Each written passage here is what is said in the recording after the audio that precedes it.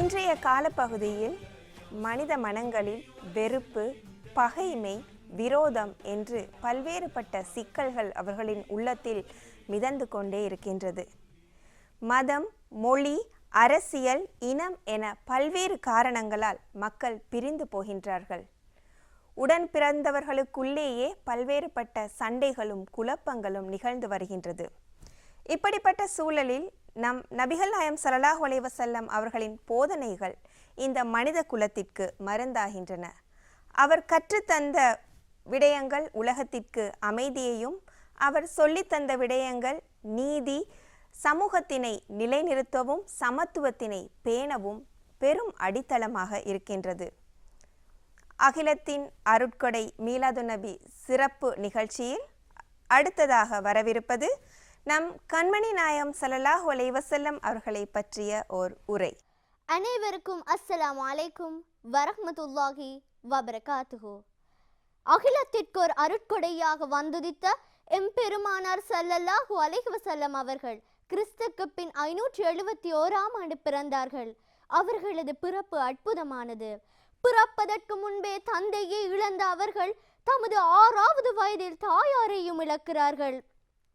அனாதையாக இருந்த போதிலும் மனமுரண்பாடுகள், உளவியல் பிரச்சினைகள் இல்லாத நல்லொழுக்கமுள்ள குழந்தையாக வளர்கிறார்கள். அவர்களுடைய பாட்டனார் அப்துல் முத்தலிப், சிறிய தந்தை அபு தாலிப் அவர்களின் வழிகாட்டலின் கீழ் நபி அவர்களின் இளமை காலம் கழிகிறது.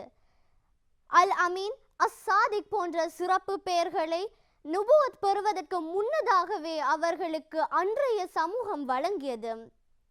நபி முஹம்மது ஸல்லல்லாஹு அலைஹி வஸல்லம் அவர்கள் மக்காவில் பொருளாதார ரீதியில் கஷ்டப்படும் குடும்பங்களுக்கான சமூக சேவை அமைப்பான ஹில்ஃபுல் ஃபுதூல் என்ற அமைப்பின் உறுப்பினராக செயற்பட்டு அன்றைய ஒரு இளைஞன் சமூக சேவை உடையவனாக இருக்க வேண்டும் என்ற முன்மாதிரியை எங்களுக்கு விட்டு சென்றிருக்கிறார்கள்.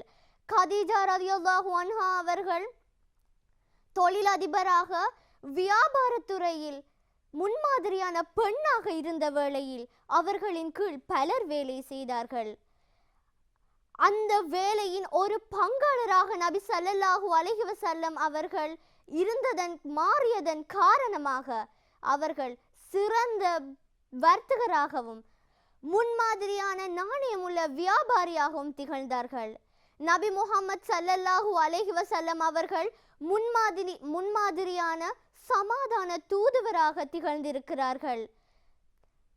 புனித கஅபா புனர் நிர்மாணம் செய்யப்பட்ட வேளையில் ஹஜருல் அஸ்வத் என்ற கல்லை யார் வைப்பது, எந்த கோத்திரம் வைப்பது என்று எழுந்த சர்ச்சையை அவர்களின் மதிநுட்பத்தை பயன்படுத்தி மிகவும் சிறப்பான முறையில் அனைவரும் வியக்கும் வகையில் அந்த பிரச்சனைக்கு தீர்வு வழங்கினார்கள்.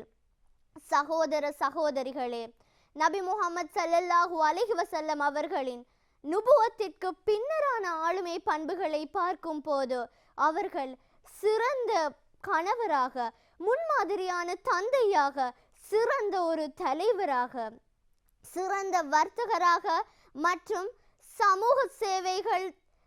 சமூக சேவைகளை செய்பவராக போன்ற பல பரிமாணங்களை அவர்களின் சீரத்து நபியில் காண்கிறோம். நபி முஹம்மது ஸல்லல்லாஹு அலைஹி வஸல்லம் அவர்கள் மதீனாவிற்கு சென்று தலைவராக ஆகிறார்கள். அவர்கள் மதீனாவில் மதீனா சாசனம் என்ற ஒப்பந்தத்தை கைச்சாத்திடுகிறார்கள். அந்த ஒப்பந்தத்தின் மூலம் அங்கு வாழும் 2% சிறுபான்மை மக்களின் அனைத்து உரிமைகளும் பாதுகாக்கப்படுகிறது. இந்த சம்பவத்தை எழுதும் போது இஸ்லாமிய ஆய்வாளர்கள் ஒரு கருத்தை குறிப்பிடுகிறார்கள். எந்த ஒரு ஆட்சியாளனும் சிறுபான்மை மக்களை திருப்திப்படுத்தாமல் நல்லாட்சியை மேற்கொள்ள முடியாது.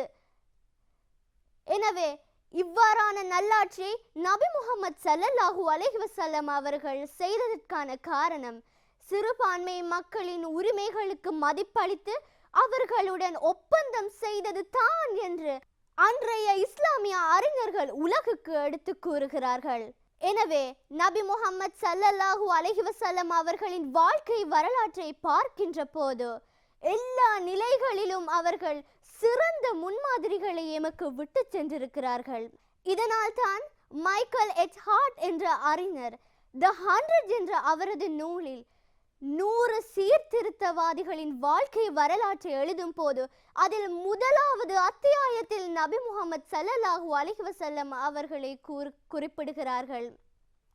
எனவே இந்த ரபியுல் அவ்வல் மாதத்திலே நபி முஹம்மது ஸல்லல்லாஹு அலைஹி வஸல்லம் அவர்களின் நினைவு மீட்டப்படும் இந்த மீலாது நபி வேளையிலே நபி முஹம்மது ஸல்லல்லாஹு அலைஹி வஸல்லம் அவர்களின் முன்மாதிரிகளை படித்து தெளிந்து எங்களது வாழ்க்கையை செம்மைப்படுத்தி அவர்களின் செய்தியை சிறப்பான முறையில் அனைவருக்கும் எடுத்துச் சொல்ல எல்லாம் வல்ல இறைவன் எங்கள் அனைவருக்கும் கிருபை புரிவானாக. ஆமீன். வஸ்ஸலாமு அலைக்கும் வரஹ்மத்துல்லாஹி வபரகாத்துஹு.